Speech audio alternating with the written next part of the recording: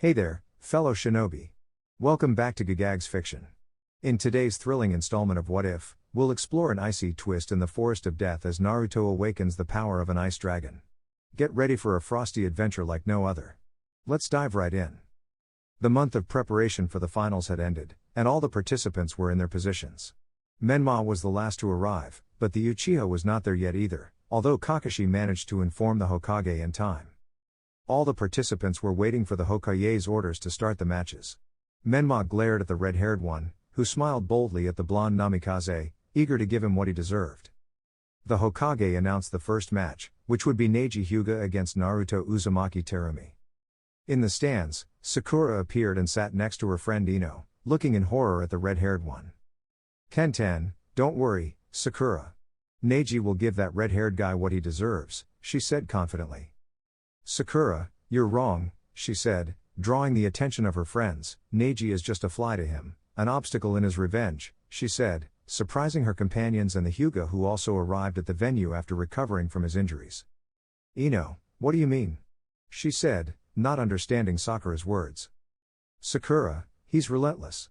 He won't stop until he's crushed Menma," she said with fear while looking at the blonde in front of the Hyuga. The red-haired one was looking at the third Hokage, knowing that he had the monkey contract, so he would have to have a talk with him later. "Neji, surrender, Kiri Ninja. Your destiny is to lose to me," he said seriously but became angry when he realized he was being ignored. Then, Uzumaki turned his gaze towards the Hyuga and smiled at him in a rather sinister way. "Naruto, I'm sorry, Hyuga, but I have unfinished business with the blonde," he said, tensing his muscles. "So you have two options," he said with his fingers, "either step aside or I kill you.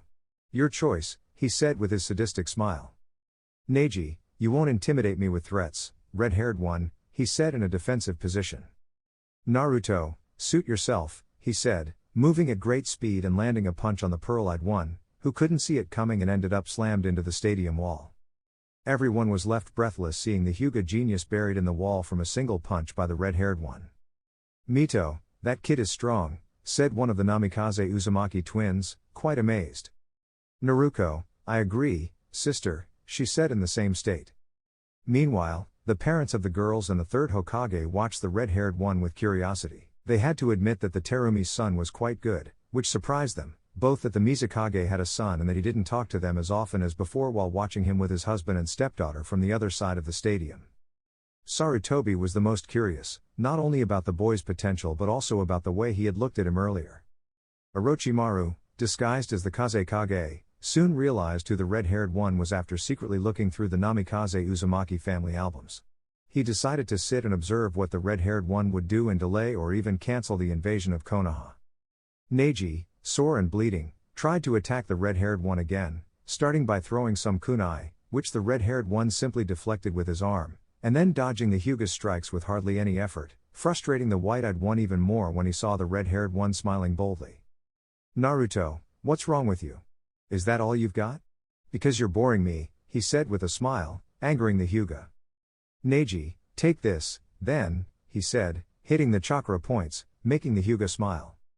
However, that smile disappeared when he saw, with his Byakugan, how the chakra points reopened, thanks to another source of dark red energy that terrified the genius of the branch family. "Naruto, I'm sorry, I've already developed a defense against your Juken," he said with a psychotic smile, terrifying the Hyuga and the spectators. Then, in a moment of carelessness, the red-haired one grabbed the brunette's arm and twisted it as if it were clay, causing the Hyuga to scream in pure pain, and then he received a punch to the head that buried him in the ground. Neji tried to get up, in pain, when the red-haired one grabbed him by the head to look at him with a smile. "Naruto, like I said before," he said, letting go of him. "You're in the way," he said before delivering a punch that broke his nose, causing a gush of blood and the Hyuga to be sent flying several meters, landing on the ground while getting up in considerable pain, spitting blood, and then looking at the red-haired one with horror as he saw that macabre smile full of madness. "Neji, why?" he said, getting the red-haired one's attention. "Why are you targeting the Hokage's family?" he said, making the red-haired one smile and approach his ear with a smile. "Naruto, it's a surprise, Hyuga, a surprise that you'll surely love," he said with a smile, and the Hyuga surrendered, giving victory to Uzumaki. He then looked at the Hokage and his family with a truly sadistic smile, as well as Menma, who was consumed by anger. Chojuro, he's going to tear them apart, said the swordsman with glasses as he sipped a milkshake. Suigetsu, I don't think so. He'll probably obliterate them and then mock them, he said calmly while sipping a cold shake. Haku, he'll likely rip their testicles off and stuff them in their mouths, she said, terrifying the men who heard her and making her future stepmother and mother-in-law smile. After the Hyuga's defeat, Kakashi was supposed to team up with Uchiha to fight against Gaara, but his blonde companion rushed ahead. Sasuke, where are you going, Dobi? He said, only to see the rage in the blonde's eyes. Menma, I'm going to settle the score with that jerk, he said, surprising everyone present. Danzo was also watching his adopted grandson in the stadium as Menma approached him. The old war hawk couldn't help but smile, as his grandson might finally get revenge on the Namikaze for abandoning him in favor of their Jinchuriki siblings. Both contenders stared at each other, Naruto with a sadistic smile and Menma with clenched teeth. Minato, next match, Naruto Uzumaki Terumi vs Menma Namikaze Uzumaki. Begin, he said, giving the signal to start. The blonde was the first to attack, launching a direct assault with clones. The red-haired one dodged or repelled them with ease, until the three clones landed some fast and powerful blows, making the original smile. But that smile disappeared when the red-haired one smiled without a scratch, then effortlessly destroyed the clones with a few swipes, even crushing the last one's head with his foot. Naruto, you'll need more than 3 clones to beat me, he said with a sadistic smile, then made fire seals and said, eat this, while launching a fire dragon at the blonde, who narrowly dodged it. He followed with an earth release technique, altering the terrain and disrupting the blonde's balance.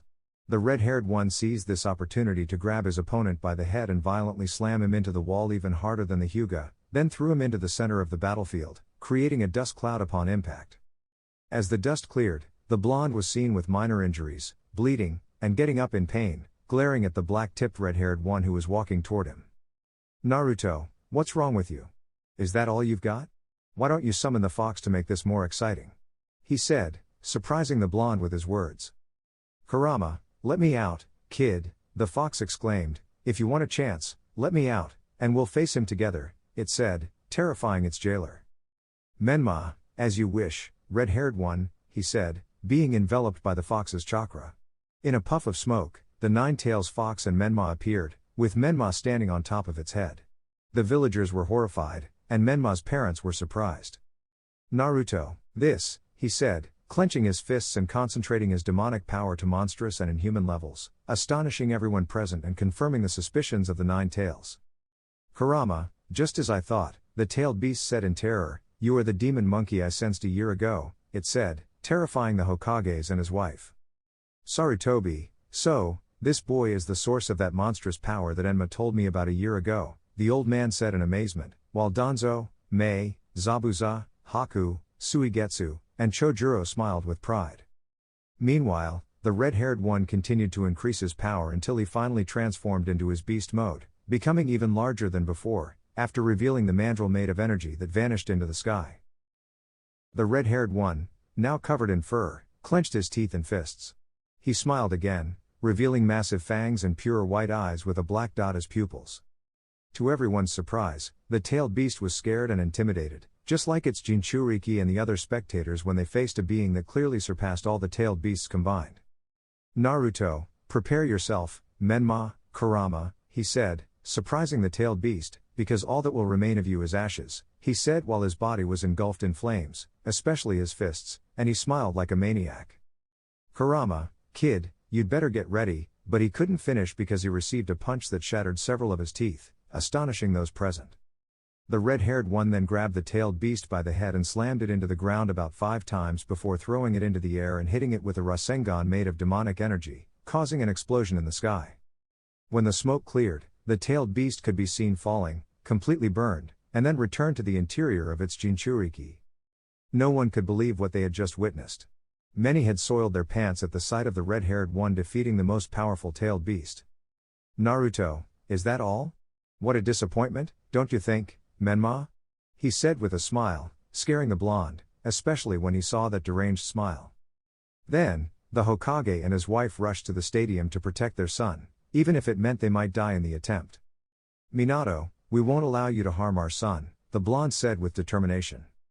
Kushina, I can't believe you've hurt one of our own, the red-haired one said angrily. Upon hearing this, the red-haired one began to unleash an even more monstrous amount of power, greater than the one he used against the tailed beast. Naruto, look who's talking. Anyway, you don't seriously think I'm going to kill my little brother, do you? He said, leaving the spectators speechless while the Kirigakure ninjas and Danzo's faction smiled with satisfaction at the surprised expressions of the Namikaze family.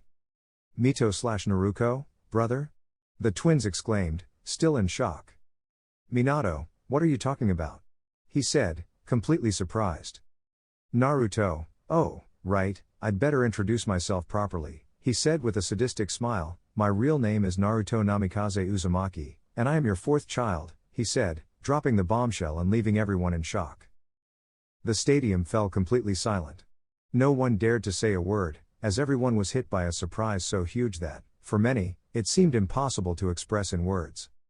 The only ones who weren't surprised were Danzo, Mei, Zabuza, Suigetsu, Chojuro, Haku, and Sakura. The former had big grins on their faces, while the latter was filled with terror towards the red-haired guy who was smiling sadistically, showing his fangs while releasing his power. Even Kurama and Shukaku were utterly astonished by what the red-haired guy had just revealed. Kurama, no wonder those marks on his face seemed familiar.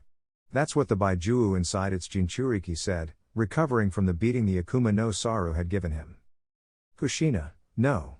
Don't you dare make fun of us, Kirigakure ninja. My only children are Menma, Mito, and Naruko. The red-haired lady said, visibly upset by the red-haired guy's words, who was grinning brazenly. Minato, calm down, Kushina. Don't let this liar provoke you, Minato said seriously, looking at the smirking red-haired guy. But inside, he was seething with anger, watching the red-haired guy laugh at them and disrespect them in front of everyone. Naruto, lying? I think you should take a look at the family album, Minato, to see the truth in my words, the red-haired guy said in a sadistic tone, unable to stop himself from laughing as he sat on the ground.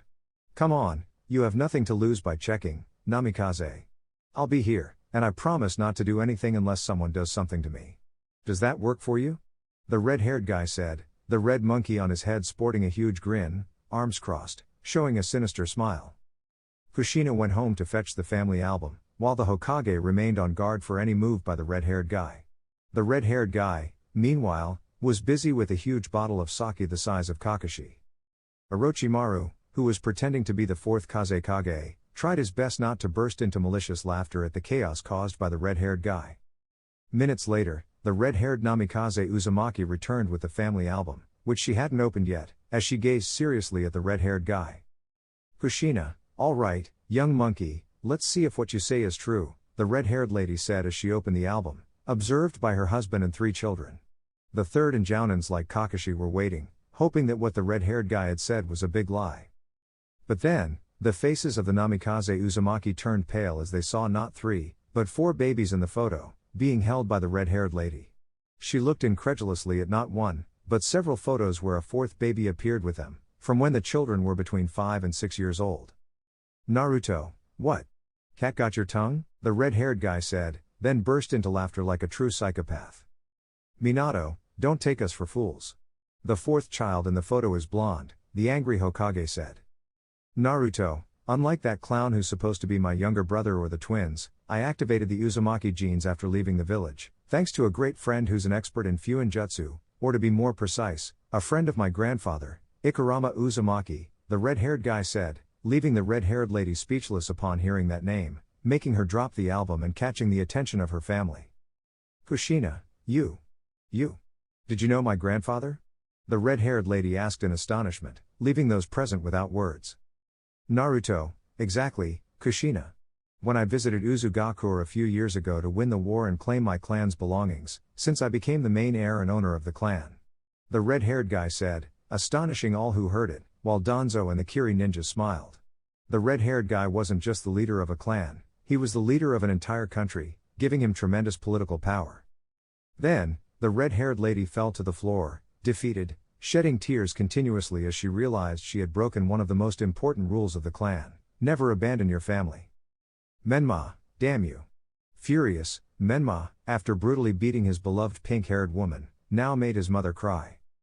Kushina, Menma, no. The red-haired lady shouted, stopping the red-haired guy in his tracks, to the surprise of those present. "He's right," she said, astonishing everyone even more.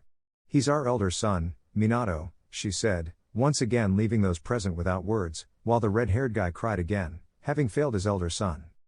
"Naruto, what? You didn't expect this, did you?" the red-haired guy said seriously as he got up from the ground. With a grim expression. "But you know what? I have to thank you," he said, astonishing those present. "If you hadn't abandoned me, Danzo Gigi wouldn't have found me, and I wouldn't have had a home," he said, making the family astounded, while Sarutobi looked incredulously at his war companion, who was smiling with happiness. "Nor would I have met Zabuza, my mother Mei, my best friends Chojuro and Suigetsu, and my girlfriend Haku," he said, blushing the black-haired girl and disappointing many other girls. "Although now that I think about it, I'm part of the clan restoration plan if I want the Uzumaki clan to rise from its ashes," he said, accidentally sharing that information carelessly, bringing hope to many girls and making his girlfriend a little upset for revealing that information without any caution. "But that's another matter," he said, before turning his gaze to the third Hokage, who swallowed hard upon seeing the red monkey's white eyes. The red-haired guy used his fingers to signal the third Hokage to come closer, which he did out of pure fear and instinct. "You know someone I need to talk to, Sarutobi. If you would be so kind as to grant me the privilege of speaking with him, I would greatly appreciate it," he said, as the old man stared seriously at the smiling Uzumaki. In the end, he had to agree to the deal and summon the white monkey, who already had an idea of why he was here. However, he was amazed to see the Akuma no Saru in front of him and the power emanating from the red-haired monkey. "Enma, it seems the time has come," the white monkey said, swallowing hard, while the Uzumaki looked at him with a deadly seriousness. "Naruto, Enma, the current leader of the monkey clan and former comrade of my Akuma no Saru kind," he said, his voice filled with anger as the monkey lowered its head. "Enma, I'm really sorry, Naruto-sama, but it seems those lions managed to secretly sabotage the communication that existed between us," he said as the red-haired guy calmed down a bit. "By the time we received the message, we were already involved in the Second Shinobi War, and you had already won by then. That's what my ancestors left written. I ask for your forgiveness for breaking our alliance pact. We genuinely regret having failed you," the white monkey said, truly repentant. The Uzumaki calmed down and reverted to his base form, then smiled sincerely at the great white monkey. "Naruto, it's okay," he said, astonishing the large monkey. "Your words are sincere, and besides, I always suspected those lions were behind all of this, so I forgive you, Enma-san," he said, impressing the great monkey who couldn't believe a demon forgave him. Finally, his clan could set things right with the monkey demons. "Enma, thank you very much, Naruto-sama. We won't let you down next time, I promise on my honor as a warrior," he said, disappearing in a puff of smoke. "Naruto, I'm sure of that, Enma-san," he said, smiling. He then became serious and looked at the Kazekage, who swallowed hard. "Stop pretending, Orochimaru," he said, astonishing those present. "I know you killed the Kazekage, and both you and Suna are planning an invasion of Konoha," he said, while the Suna shinobi looked at the pedophile with anger as he removed his disguise upon being exposed by the red-haired guy, who was grinning sadistically. "Orochimaru, interesting, you guessed my identity, but it doesn't surprise me, considering that Uzumaki are censors," he said with a smile, but something frightened. "How did you know I killed the current Kazekage?" he asked, quite surprised by this detail. "Naruto, I didn't actually know, you just told me," he said, surprising those present, while the Sannin cursed the red-haired guy for tricking him. "But knowing what you're like, it wasn't far-fetched. Why don't you tell the Suna shinobi how you did it? It seems they can't wait any longer," he said, as Orochimaru looked at the Suna shinobi, who glared at him with pure hatred. The red-haired guy with black tips sensed the presence of his lackey, Kabuto, so he disappeared at great speed and reappeared in the same spot, smashing the head of the bespectacled white-haired guy into the ground, then tossing him at the feet of the pedophile snake. Like the others present, the snake didn't notice anything the red-haired guy did. "Naruto, all right, Suna ninjas, you have 3 options," he said, looking seriously at the mentioned shinobi. "First, leave the village and settle your score with that pedophile snake without causing destruction. Second, proceed with the invasion, which means you're ruining my fight, and I'll have to kill you," he said, smiling sadistically, frightening many shinobi, especially those from Suna. "Or third, stay and watch how true revenge is taken," he said, terrifying the Namikaze Uzumaki and the people of Konoha, while many shinobi prepared to confront the red-haired guy, and the Uchiha paid close attention to the last thing the red-haired guy said. "Minato, still want to kill us, huh?" he asked gently and somewhat melancholically, knowing he couldn't do much against the red-haired guy in front of him, who was none other than his eldest son. "Naruto, kill you?" he said seriously, then burst into laughter, laughing more and more, increasing his laughter each time. Many thought he had gone completely insane, which terrified them. This was making them soil their pants. "Murder you," the guy says. He said while continuing to laugh, then stopped. "No. That would be too kind. I'm going to show you what hell on earth is." "Ha ha ha ha ha ha," he said, unleashing all of his hellish power combined with chakra. "Believe me. You'll wish you were dead," he said, reappearing in front of the eldest Namikaze and delivering a powerful punch to the blonde, followed by a kick to the head of the red-haired lady, sending both crashing into the stadium wall. But the nightmare had only just begun. The red-haired guy then positioned himself behind his terrified brother, who received a kick that nearly ripped his jaw off. Then he was embedded into the stands where Sasuke, Sakura, Ino, and Tenten were. They watched in terror as the blonde spat out massive amounts of blood, while the red-haired guy, still grinning sadistically, grabbed him by the head, under the terrified gazes of his comrades. The red-haired guy then left his brother where he was to refocus on his human biological parents. That's when he noticed the twins, who were looking at him in terror, crying while holding each other. This scene momentarily halted the red-haired guy's savagery. The monkey raised his hand, releasing a wave of chakra that caused the twins to lose consciousness. He then brought them over to where Hatake was, knowing that he was a student of the fourth Hokage. Afterward, he resumed his assault on the fourth Hokage and his partner. For at least half an hour, they experienced the most intense physical and mental suffering of their lives. No one dared to say or do anything, fearing that the red-haired guy would attack them. Kakashi and other Jounin, along with Sarutobi, watched with impotence as the couple endured the torture.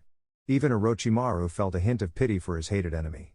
Many averted their gaze as they couldn't bear to witness such a brutal beating, surpassing even their worst nightmares. Numerous civilians were left traumatized, unconscious at the horrifying scene. Meanwhile, Sasuke was reminded of the massacre of his clan, as was his sister. Will I really become like this? A monster like him? A bloodthirsty beast without remorse? Mei and Haku, along with the boys and Danzo, were worried that the red-haired guy had once again lost control, as happened in the war, or that his darker side was taking over, which was never good for him or those around him. "Mei, Naruto, stop, that's enough." The orange-haired woman begged for her son, causing the red-haired guy to halt the torment inflicted on the Namikaze Uzumaki couple. They were left looking at him with fear and pain all over their bloodied faces.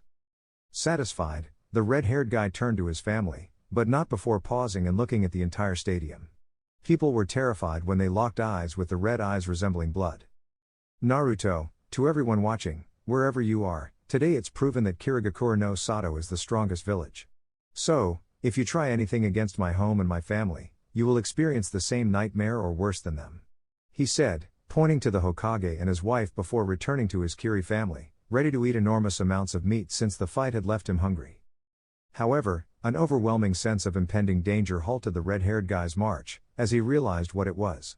The other spectators were also terrified by this sudden development. The Kiri Uzumaki turned his head to see where this power came from, and his eyes widened in shock as he realized who was emanating such a bloodthirsty aura, as did those who were close to her. "Naruto/Yashi/Hanabi/Neji, Hinata/sister/Hinata-san?" they exclaimed in amazement, seeing the Hyuga era shrouded in dark energy identical to what the red-haired guy released when he transformed into the monkey. What truly terrified everyone was when Hinata raised her lowered head, revealing her pupilless, all-white eyes, along with large fangs and a sinister grin that promised immense pain. "Hinata, Hyashi, prepare yourself because you're going to die right here," she said with a macabre smile that sent shivers down everyone's spines. "Naruto, damn, and I wanted to eat some meat," he said with a smile, preparing for a titanic battle. It seems that returning to Konoha is going to be better than he thought. Chapter 6, Naruto vs. Hinata. The red-haired guy quickly transformed into his demon form while the pearly-eyed girl was chasing her father and sister. Before that, she sent her cousin flying with a simple slap. Uzumaki managed to stop Hyuga's punch just before it hit its mark, which made her quite angry. However, she couldn't react because Uzumaki had given her a punch that sent her flying into the arena where the fourth Hokage and his wife were once defeated. "Naruto, Mom, evacuate the village, I'll deal with her," The red-haired guy said seriously. Haku, what about Orochimaru? His girlfriend asked, watching the snake escape while Konoha's shinobi pursued, led by the third Hokage. Naruto, there will be time to hunt that snake. Do what I said now. Uzumaki said, as his rival got up, showing bloodthirsty red eyes through the smoke. Both the Mizukage and the third Hokage wasted no time and began evacuating civilians from the village. Background music, Summon the Beast, Beast Test. Suna's forces also helped with the evacuation after discovering the snake's deception, as it had fled with its army. Meanwhile, Hyuga emerged from the smoke with a wicked smile, showing razor-sharp teeth as she glared at her opponent. Naruto, come on, sweetheart, let's make this entertaining, he said, smiling and getting ready to fight. Hyuga didn't hesitate and launched herself at the red-haired guy, determined to pummel him, but he repelled her attacks and dodged her with some difficulty. The clash of these two demons caused a massive tremor in the earth beneath them. The red-haired guy blocked one of Hyuga's legs and then launched her into the air. However, she recovered and attacked him again, punching him in the face and sending him flying. Hyuga began to increase her power and size until she was nearly the same size as Uzumaki. Her face reached his chest, and some parts of her body were covered in hair, while her feet resembled hands with claws. Naruto, this is getting more and more challenging, he said with a wide grin. Hinata, come on, Naruto-kun, I want more. More fight. She laughed like a maniac and then charged at Uzumaki, who had a slight smile on his face. Naruto, so be it. He said, launching himself with a wicked smile at Hyuga. They clashed fists, creating a huge crater in the ground, and began an increasingly rapid exchange of blows. Hyashi was impressed by the power his eldest daughter was unleashing, a power he had feared would surface. Hyashi's perspective, stop the music. Hyashi POV. Hyashi, it's raining, pouring without end, and the sky seems as sad as I am. First, my brother Hisashi died in a skirmish with Kumo ninjas who tried to abduct my little one, and now this. My beloved Hyuga queen succumbed to a damned heart ailment, my life feels empty, and I barely have the strength to go on, but I must, for the clan's future. I intend to strengthen it so none of my members will die, especially my little ones. They will be the strongest and most feared in Konoha. I left Hanabi to sleep, wishing her mother were here to sing her a lullaby with her beautiful voice. Hinata is deeply affected by her mother's death. I should talk to her. I looked for her in the compound and was about to call her when I found her in her favorite spot. She was sitting on a swing where she used to play with her mother under the light of the full moon. I could hear her cries filled with pain and sadness. My heart was breaking, seeing my daughter in such a state. I decided to do what any good father should, comfort and support his daughter in times like this. However, something was wrong. A strange, dark, red energy was emanating from my little one's body.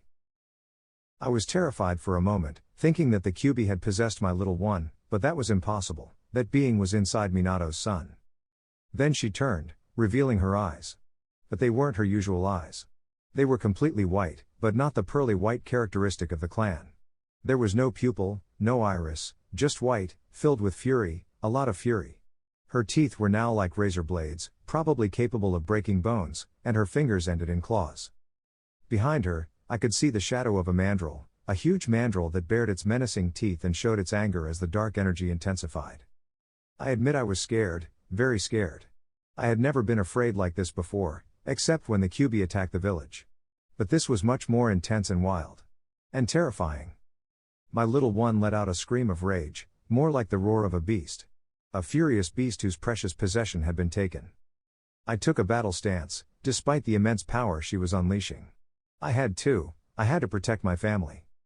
However, my daughter fainted after that brutal roar, and I didn't hesitate to rush to her aid. Thankfully, she was okay. Other clan members also came out to see what was happening. I lied to them, saying that a wild animal had tried to attack my daughter, and I scared it off in time. I couldn't tell them the truth, or they would kill her. But now I was worried. If I trained her, she would become stronger, maybe too strong, and would endanger everyone. Even Hiruzen and Minato wouldn't stand much of a chance if my daughter received training. I had made up my mind, Hanabi would receive most of my training. It was the safest option for everyone. End Hyashi Pav. End flashback, resume the music. Hanabi, father. Her daughter said, concerned when she saw her father seemingly nervous about what they were witnessing. Meanwhile, the Uzumaki was trying to stop Hyuga before she completely lost control. He had to admit it, Hinata was strong, very strong, probably stronger than Kurama and Yuki combined. However, he could sense her power growing out of control. It was like when he first transformed in the war, his power kept growing without restraint. The Uzumaki knew he couldn't allow Hyuga to increase her power. The girl might be strong, but she needed to be mentally prepared to control such energy. And Hinata wasn't ready to handle that much power. Not yet. He knew that if this fight continued for too long, the girl would lose control, and her anger and murderous instincts would take over. Konoha would likely be destroyed again, but this time, no one would survive. Naruto, come on, Hinata, calm down, the red-haired guy gently pleaded, while Hyuga smiled maliciously and tried to strike him, destroying houses and rocks in the process. Hinata, are you tired already, Naruto-kun? I still have to deal with Hiashi, so step aside for me to achieve my goal, Hyuga said, launching rapid punches. Naruto, why do you want to kill him? Isn't he your father? He asked, confused, repelling his opponent's blows. Hinata, to him, I'm nothing. Just a stain on the clan that didn't have the guts to get rid of. Why didn't he kill me or give me up for adoption? Why does he insist on making me unhappy? Why doesn't he accept me like he does my sister or Neji-ni-san? Hinata said, crying out of anger and pain in her heart as she released more demonic power. I'm just a failure to him and to the clan. What did I do to make everyone treat me this way? What did I do? She shouted, expelling a monstrous amount of power, roaring with anger and pain, leaving everyone unable to move and struggling to breathe. Naruto shielded himself with his arms, struggling to maintain his balance in the face of so much energy emanating from the young Hyuga. However, the young Hyuga stopped emitting power and was starting to calm down as she breathed heavily. She then looked at the red-haired guy with sadness and tears in her beautiful eyes. Hinata, I just want a family, she said, crying with her head bowed and clenching her fists, which were shaking uncontrollably. Hiashi lowered his head in sadness and self-disappointment. He wanted his daughter to be strong, not to make her live in constant torment and humiliation. Hanabi looked at her sister with sadness, that sweet sister who always supported her and never fought seriously against her in honor of their mother, a mother the young brunette never had the chance to meet. Neji hung his head in regret. He wanted revenge for his father's death, and it was inevitable that he blamed Hinata unintentionally. In reality, she was a victim just like he was. Knowing that her life was already difficult, making it even more agonizing only made things worse. Then, without any warning, the Uzumaki hugged Hyuga, much to her surprise and massive blushing. Naruto, listen well, Hinata-chan. No matter the harm your family has done, that's in the past. What matters is that you're here, and I intend to protect you. I don't care if I have to take your father or Neji and split them in two to make them accept you for who you are. But I promise you that I won't let them hurt you, he said, astonishing the young Hyuga, while Hiashi and Neji were quite scared by the red-haired guy's words. Hinata, really? The young girl said, as Naruto nodded, and she could see the sincerity in his wild eyes. Both of them began to revert to their original forms, with Uzumaki carrying Hyuga like a bride since she had lost consciousness after using such power. The red-haired guy fixed his red eyes on the Hyugas, who were quite frightened by the fury they could see in his eyes. Hanabi hid behind her father because of the intimidating aura the boy was emitting, even if it wasn't directed at her. In the distance, a strange dome was forming on one of the buildings in the village, where the third Hokage was fiercely battling his renegade student. Naruto, damn snake. He said with disgust, leaving the young girl a few steps away from her family. I'll be back, and if you've done anything to her, I'll show you real pain, he said with a psychopathic look that sent shivers down the Hyuga's spines. They just stood still while the demon monkey went to take care of a certain treacherous snake. Mei and her shinobi had already evacuated the city, while Haku stayed in charge of the Uzumaki Namikaze twins, and the fourth Hokage and his wife were taken to the infirmary along with Menma. Inside the dome, the third Hokage was engaged in a fierce battle against his first teachers, who were also the first Hokages of Konoha. They had been summoned thanks to Orochimaru Zeto Tensei. Background music, Blue Stali, Superhero Showdown. To everyone's surprise, including Orochimaru himself, the red-haired Uzumaki had punched through the barrier created by the snake's minions with just one blow. The Akuma no Saru, demon monkey, stood between the third Hokage and the former Hokages, who looked curiously at the humanoid with primate features. Naruto, I've got this, he said, and without saying anything more, he launched himself at the deceased Hokages at supersonic speed. It put his biological human father's Hiraishin no Jutsu to shame. The Hokages were amazed at the speed of this being, who was delivering blows at an astonishing rate and giving the undead quite a hard time. Hashirama used his Wujutsus, while his brother used Water Jutsus. However, it seemed that none of their attacks had any effect on the devil, who smiled like a true psychopath. "Naruto, is that all?" he said, hitting both brothers in the back and then burying their heads in the ground. "Just as I thought, that snake isn't strong enough yet to bring these two at their full power. It's a shame, but I can't waste any more time," he thought as he started making hand signs at high speed. "It's time to send you back to your eternal rest," he said, placing seals on their backs that made them stop moving and begin to disappear. The first Hokage thanked the young man for sending them back to the afterlife. "Naruto, all right, now only the fattest rat is left," he said, feeling Enma's presence on the battlefield. "It's time to reaffirm our alliances, Enma," the red-haired guy said, jumping toward where Sarutobi was fighting the pedophile. At that moment, the 4 members of the Sound Village stood in their way, only to be pushed aside by the demon monkey with a swat. However, the red-haired guy soon noticed the red-haired girl among the enemy's ranks. He created a clone, sealed her chakra, and had the clone take her to a separate location for interrogation. Sarutobi was at his limit despite Enma's help. His former student had become quite powerful. "Orochimaru, I think it's time to finish this, sensei," he said with an arrogant smile. Then both warriors had to step aside to see something huge fall between them, which turned out to be the red-haired guy in his beastly form. "Orochimaru, I see you're determined to stand in my way, Naruto-kun," he said with a smile but was somewhat intimidated by the aura emitted by the Uzumaki. "Enma, Naruto-sama," the white monkey said in amazement, getting the red-haired guy's attention. He smiled at the monkey and then looked at the snake seriously. "Naruto, it's time to finish what I started in the Forest of Death, Snake," he said, assuming a battle stance, astonishing both the third Hokage and his summon. "Orochimaru, are you really going to face me alone again? You should let the old man help you, little monkey," he said arrogantly and mockingly.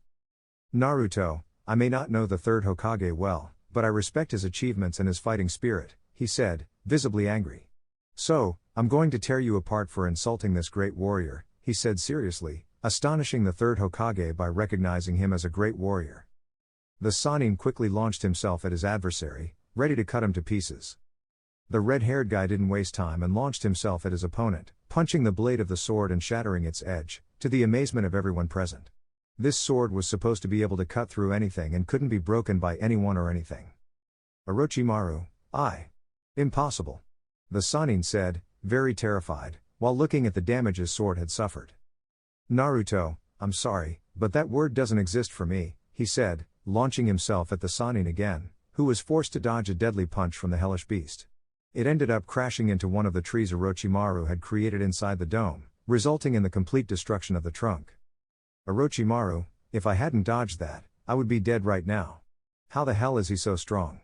Not even Tsunade has this much strength," he thought, with several drops of sweat on his face, something the red-haired guy could detect with his sense of smell. "Naruto, are you sweating? Aren't snakes supposed to be unable to sweat?" he said with a smile. "Has the great Orochimaru run out of ideas?" he added tauntingly, which angered the Sannin. "Orochimaru, how dare you mock me, ! Orochimaru? The strongest shinobi there is," he said, furious that a young man was laughing at him. The Sannin began forming hand seals rapidly while smiling maliciously. "Orochimaru, die! Katenguka Mikyaku," he said, releasing a monstrous fireball toward the demon. To the horror of the third Hokage, the red-haired guy didn't move from his spot.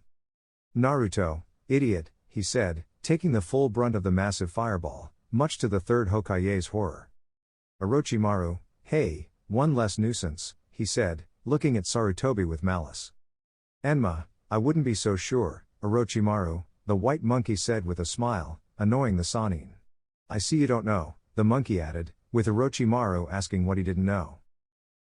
"Enma, the Akuma no Saru are fire-type demons, or to be more precise," the monkey said, and then a lava explosion appeared, showing the red-haired guy standing unharmed within the liquid element of lava, he added with a smile. The red-haired guy walked through the lava as if it were water, astonishing the Sannin and impressing the third Hokage. It was the first time he had seen a living being walk through lava without suffering fatal consequences. "Naruto, I see you used Madara Uchiha's jutsu," he said with a smile, clicking his tongue. Well, it was to be expected from a body-stealing thief obsessed with obtaining all jutsu, he added, forming seals rapidly. Round 2, Lava Release, Lava Alpha Mandrill. He announced as an enormous male lava mandrill emerged from the lava, showing its teeth. The Sannin narrowly dodged the attack due to the creature's immense size, destroying more than half the house they were fighting in and obliterating the forest created by Orochimaru. Orochimaru, this kid would be a great vessel for me if I could capture him, he thought, licking his lips. He soon received a kick to the back from the red-haired guy, who looked at him with a sinister smile. Naruto, you know, normally, I'd kill you without hesitation, but you have too much information, so I'll do the world a favor, he said, forming seals rapidly. Uzumaki sealing style, suppression, he said, putting his chakra-covered hands on the Sannin's arms, reducing his chakra levels to 0. Now you won't be able to use any of the jutsu you're so proud of, he said with a bloodthirsty smile before knocking the Sannin unconscious, after which he left. After the battle, the red-haired guy returned to his human form and summoned a scroll to put on new clothes since his usual attire was often torn or burnt during transformations. Naruto, here you go, he said, kicking the unconscious Sannin to the side of the surprised third Hokage and his summon. I need to go check on my mother. See you another time, he said before disappearing at high speed, leaving the others in awe. Naruto appeared with Terumi and Haku, along with his teammates and some Konoha ninja who were protecting the villagers from Orochimaru's forces. The Suna ninjas, after the red-haired guy exposed Orochimaru's plans, broke their alliance with him and joined Konoha to fight Orochimaru's sound ninja. Naruto, who is this girl? She asked with curiosity, while Haku looked extremely serious. Naruto, that's what I want to find out. Her hair gives me an idea of who she might be, and she seems to have the cursed seal of the snake. I'd like to experiment with her, he said before leaving the girl next to her family. A massive surge of power could be felt on the outskirts of the village, causing many to shudder. Suddenly, Temari, accompanied by her brother Kankuro, made their appearance. Temari, Naruto-kun, Gaara. Naruto, I know, he said, approaching the Suna ninja. Take care of her and watch her. I'd like to interrogate her later, he said before walking off with the Sand siblings. Upon reaching the location where the intense murderous intent was emanating, they found Gaara, covered in sand, indiscriminately attacking Ado Ninja and even his own Suna allies, including the Uchiha, the pink-haired girl, and Kakashi. Sakura was exhausted from her earlier fight with Naruto. Temari, Naruto, she said in alarm as she noticed Konoha's intentions. Naruto, don't worry, he said, disappearing and reappearing between Gaara and the Konoha ninjas, elbowing the red-haired boy in the nose and slamming him against a tree in the area. Sorry, Konoha, but the Jinchuriki is mine, he said, turning toward the unconscious Gaara as he assumed the form of his tailed beast. It's time to try that jutsu I've been preparing for Yagura and Utakata, he thought with a smile, while the Jinchuriki prepared to attack once more. The Akuma no Saru also joined the battle, launching itself directly at the Jinchuriki and delivering a powerful punch to the ninja of the sand. Then, he noticed something on the red-haired guy's stomach. Naruto, so that's it, he said quietly, and then silver chains emerged from his back and bound the red-haired guy, surprising Kakashi, who had been watching the fight. Only Kushina had the ability to do that. Naruto quickly made hand signs, and soon his fingers were enveloped in a dark, reddish energy. Naruto, Uzumaki devil monkey style, pure release.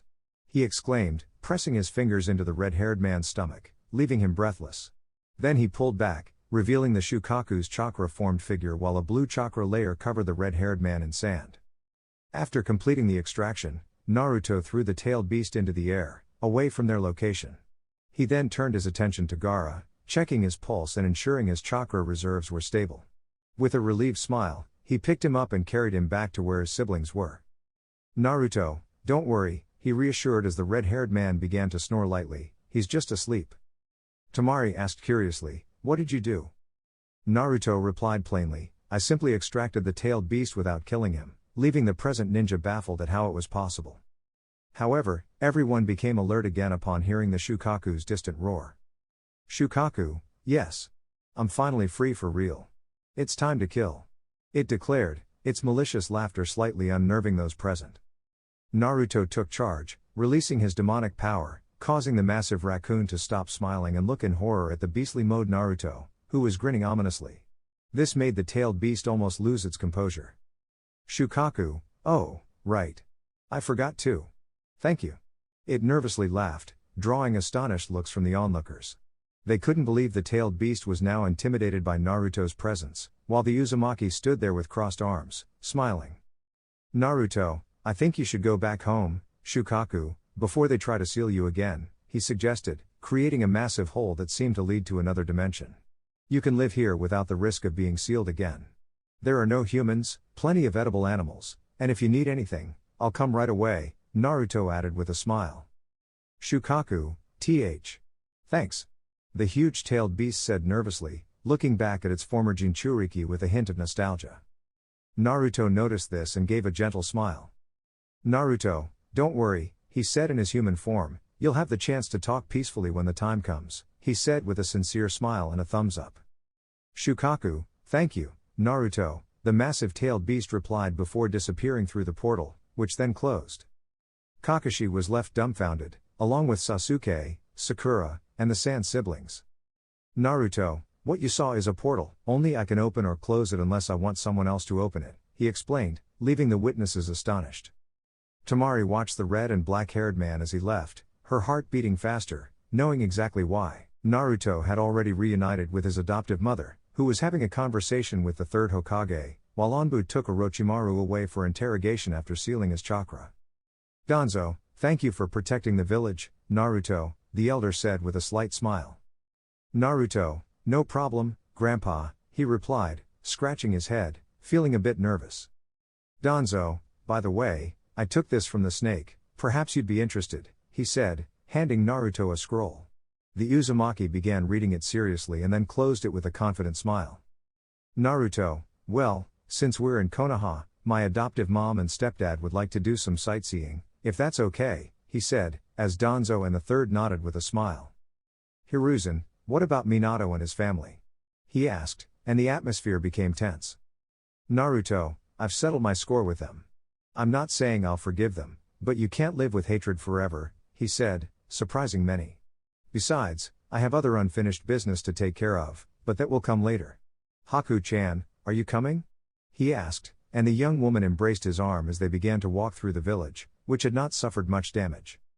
Mei and Zabuza smiled, as did Danzo and Hiruzen, watching the red-haired man happily walking with his girlfriend. Hiruzen, something tells me it's Naruto and not Menma who's the boy from the prophecy, he thought with a smile as he watched the couple walk away, enjoying their stay in Konoha, just like the Mizukage and her husband, hoping that things would remain peaceful between Kiri, Konoha, and Suna. For the time being. To be continued.